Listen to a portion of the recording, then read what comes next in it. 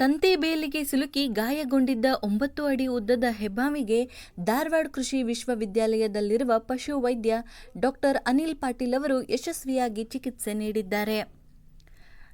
ಧಾರವಾಡದ ಬಣದೂರು ಅರಣ್ಯ ಪ್ರದೇಶದ ಹುಲ್ತಿಕೋಟೆಯ ರೈತರ ಜಮೀನಿನೊಂದಿಗೆ ಈ ಹೆಬ್ಬಾವು ಬಂದಿತ್ತು. ಈ ವೇಳೆ ಅದು ತಂತಿ ಬೇಲಿಯಲ್ಲಿ ಸಿಲುಕಿತ್ತು.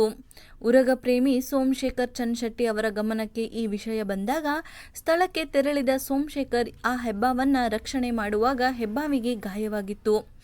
ಹಾವನ್ನ ರಕ್ಷಣೆ ಮಾಡಿ ಕೃಷಿ ವಿವಿಗೆ ತಂದ ಸೋಮಶೇಖರ್ ಅಲ್ಲಿ ಡಾಕ್ಟರ್ ಅನಿಲ್ ಪಾಟೀಲ್ ಅವರಿಂದ ಹೆಬ್ಬಾವಿಗೆ ಚಿಕಿತ್ಸೆ ಕೊಡಿಸಿದ್ದಾರೆ.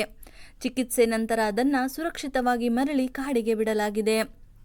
ಈ ಹಿಂದೆಯೂ ಕೂಡ ಕಲಘಟಗಿ ತಾಲೂಕಿನ ಬಣದೂರು ಗ್ರಾಮದ ರೈತರೊಬ್ಬರ ಕಬ್ಬಿನ ಗದ್ದೆಯಲ್ಲಿ ಈ ಬೃಹತ್ ಗಾತ್ರದ ಹಾವು ಪತ್ತೆಯಾಗಿತ್ತು.